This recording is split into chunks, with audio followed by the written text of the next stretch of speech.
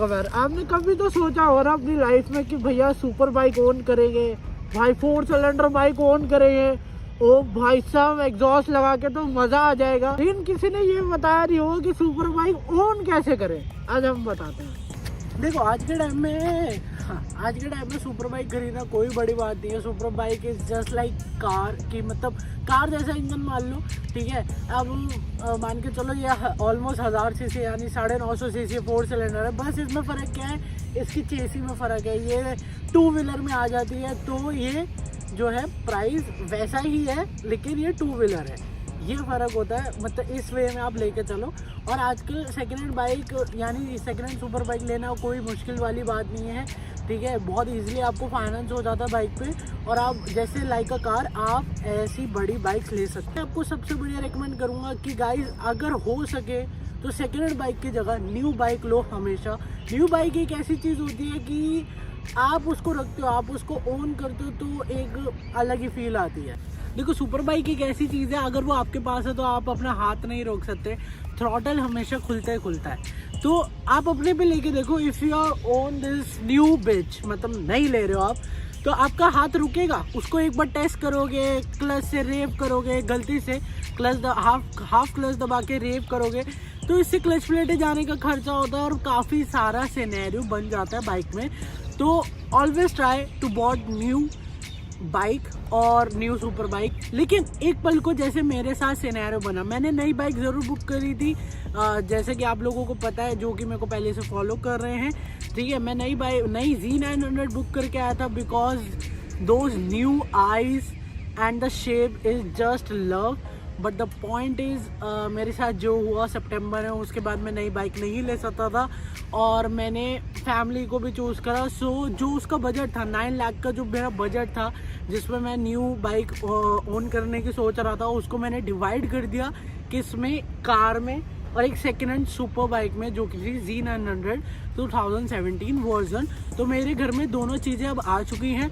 Now I am very much comfortable now, no more dreams कि मतलब कुछ और ओन करना है अभी लाइफ में, नहीं। अब अपनी स्किल्स पे काम करना है, आगे बढ़ना है।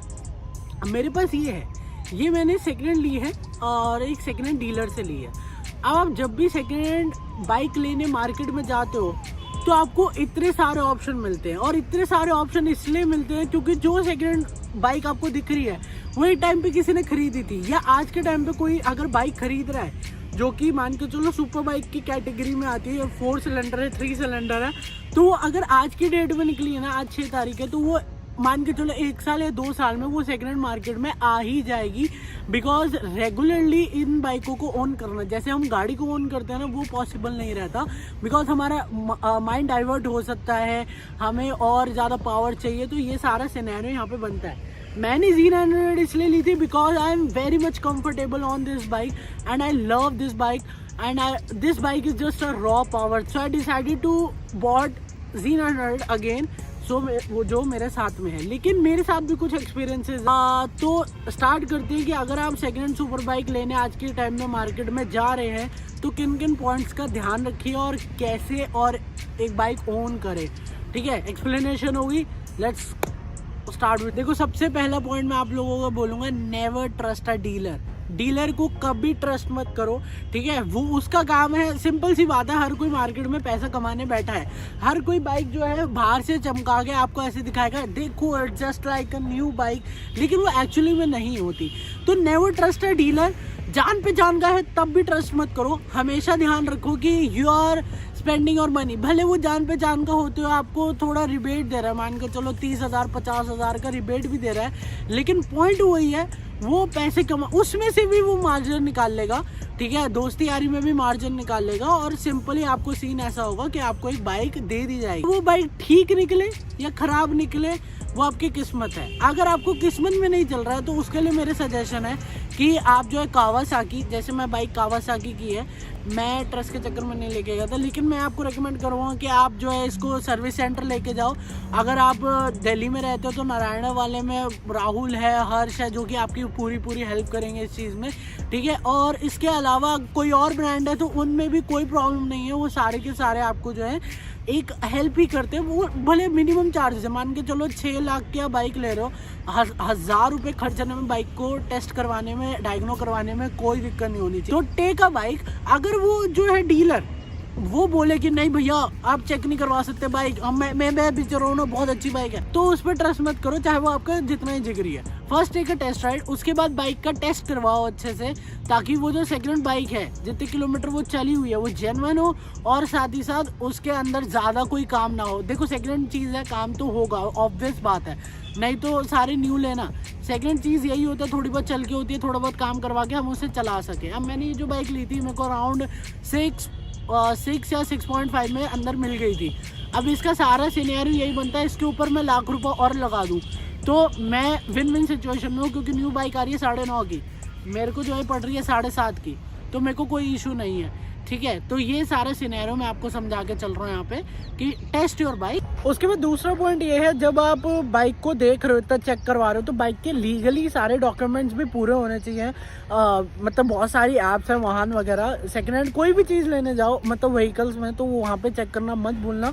इसमें भी छोटी सी एक प्रॉब्लम थी जो कि अब रिजॉल्व हो चुकी है। अब मैं रिलैक्स के साथ ही बाइक रोड पर चला सकता हूँ, मतलब लीगली। जब तक मैं एग्जॉस्ट चेंज नहीं करवाता तब तक कोई प्रॉब्लम नहीं है, ठीक है। एग्जॉस्ट की लिटरली प्रॉब्लम है दिल्ली में, ठीक है, लेकिन भगवान की दुआ से मैं आज तक Z900 पे पकड़ा नहीं गया हूँ।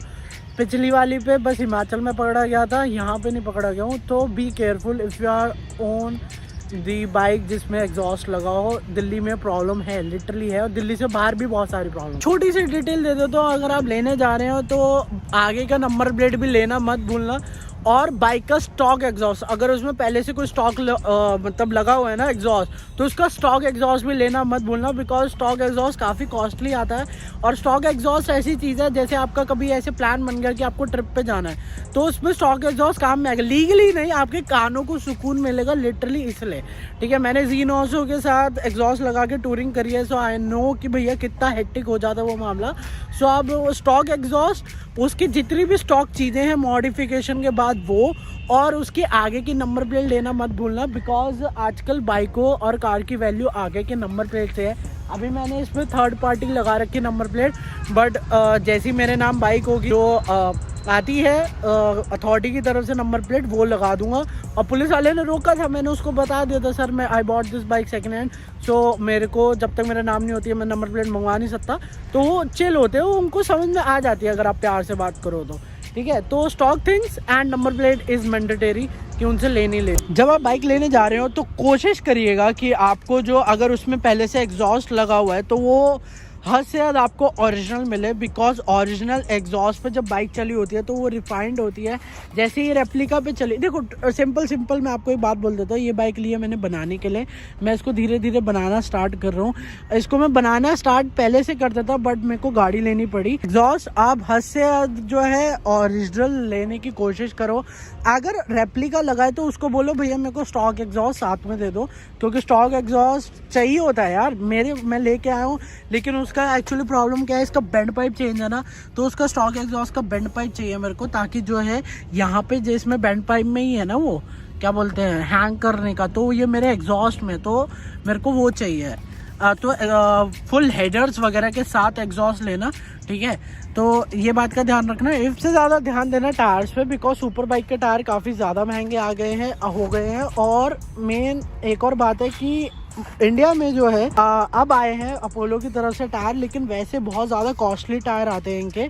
तो डू वन थिंग, उनको सिंपली बोलो कि भैया इसके टायर पुराने हैं, आपने पॉलिश में चमका के रखे हैं, इसके थोड़ी प्राइसिंग कम कर दो, क्योंकि टायर लिटरली बहुत कॉस्टली आते हैं। और वो आपको ऐसे पॉलिश मार के कहेंगे अरे सर इसमें तो ब्रांड न्यू टायर लगे हैं, ठीक है, ये है वो है। उनको बोलो नहीं सर इसका प्राइस कम करो, टायर की लाइफ इतनी है, मतलब यहाँ पे डेट दी रखी होती है, फिर आप इससे भी चेक कर सकते हैं। जैसे मेरा ये टायर बिल्कुल खत्म है, लेकिन मेरा टायर ऑलमोस्ट 1500 चल गया, मेरे को पता था, तो मैंने उसी हिसाब से बाइक ली।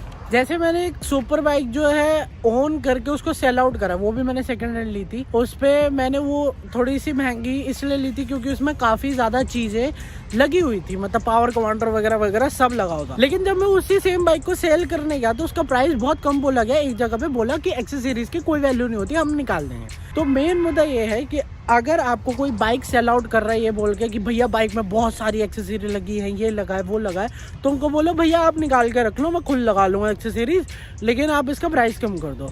क्योंकि वो एक्सेसरीज़ के जब वो लेते हैं ना बाइक, तब वो एक्सेसरीज़ की वैल्यू 0 बताते हैं, और जो वो बेचते हैं वो एक्सेसरीज़ की वैल्यू बहुत ज़्यादा बताते हैं। तो always remember in super bikes में सिर्फ जो एग्जॉस्ट है और 1-2 विंडशील्ड के अलावा, उसके अलावा कोई वैल्यू मैटर नहीं करती। कोई सा भी गार्ड, जाना गार्ड, ये गार्ड वो गार्ड, कोई वैल्यू मैटर नहीं करती। तो एग्जॉस्ट के अलावा अगर उसमें कुछ ऐसा खास लगा हुआ है जिसकी वजह से वो आपको बाइक बेच रहा है, पैनियर्स वैनियर्स अलग हो जाते हैं बिकॉज वो सही में कॉस्टली आते हैं, बट छोटी मोटी चीज़ें, इंजन गार्ड हो गया, छोटी मोटी ये स्पूक हो गए, ये हो गया वो हो गया, उसको बोलो भैया आप निकाल के रख लो, मैं खुद लगा लूँगा, लेकिन प्राइस कम कर दो। क्योंकि वो बहुत सस्ती चीज़ आती है यार, वो मान के चलो 1000 की चीज़ आ रही है ना, तो उसके एक्स्ट्रा 10,000 वो लगाता है। ठीक है, तो इस बात का भी ध्यान रखना। और अगर आप सेकंड सुपर बाइक लेने जा रहे हैं तो उनसे ज़रूर से पूछेगा कि ये जो बाइक थी पहले किसके पास थी, क्योंकि वो भी बहुत ज़्यादा मैटर करता है कि बाइक किसके हाथों में थी, वो कैसे चलाता था। अगर उसको नहीं पता कि बाइक किसके हाथों में थी, तो यानी उसके शोरूम की बाइक नहीं है। क्योंकि जब भी डील होती है वो हमेशा पूछते हैं जी आपका काम क्या है, आप क्या करते हो। तो ये पूछना मत भूलना कि जो ये सुपर बाइक है ये जो है मतलब इससे पहले किसने ओन करी है, वो भी बहुत ज़्यादा मैटर करता है कि जिसके पास भी वो बाइक थी उसने कैसे चलाया है। जैसे ये बाइक जिसके पास थी उसके पास ऑलरेडी 2-3 सुपर बाइक है, तो उसने हमेशा अच्छे से ही चलाई है इसको। तो इस बात की गारंटी नहीं, मैं श्योरिटी ले सकता हूँ कि हाँ ये जो भी है ये ठीक है। लेकिन बीच में आई थिंक सो ये बाइक जैसे कहते हैं ना मिड सेल हुई थी, मतलब वो सेल होकर वापस आ गई थी, उस बंदे ने इस क्लच प्लेटों की मार ली थी अच्छा सा, तो इसलिए मेरे को क्लच प्लेटें चेंज करवानी पड़ी। बाइकों में जो है ब्रेकिंग का काम है, जैसे मेरे ब्रेक पैड्स अभी थोड़े से बचे हैं, ठीक है, मतलब 1500 चल गए और ठीक है कोई नहीं, मतलब ब्रेक पैड्स का काम है, क्लच का काम है, और मान के चलो छोटी मोटी वायरिंग का काम है। तो डीलर को बोलो कि भैया ये करके दो, क्योंकि मैं अपने पैसे नहीं लगाने वाला, बिकॉज ब्रेकिंग एक ऐसी चीज़ है जिस पे बाइक चलती है और मेरे को वो बिल्कुल परफेक्ट चाहिए। तो ध्यान रखना, डीलर को ये बोलना कि ये जो छोटी छोटी चीज़ें हैं ये मेरे को ठीक करवा के दो, ठीक है, मैं इन पे पैसा नहीं फूकूंगा। ओके, सो ऑलमोस्ट सारे पॉइंट मैंने कवर अप कर लिए, जो एक सेकंड हैंड सुपर बाइक और नॉर्मल कार और बाइक लेने भी जाओगे ना तब भी ये पॉइंट हमेशा ध्यान रखना।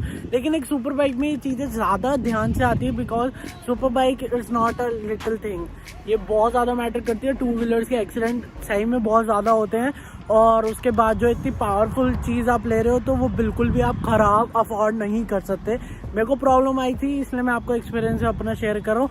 नाउ लास्ट क्वेश्चन जो कि आपके अंदर परफेक्टली आ रहा होगा कि राघव बाइक ले तो ले कहाँ से, ऐसा कौन सा डीलर है जो कि हमें अच्छी बाइकें देखेगा। देखो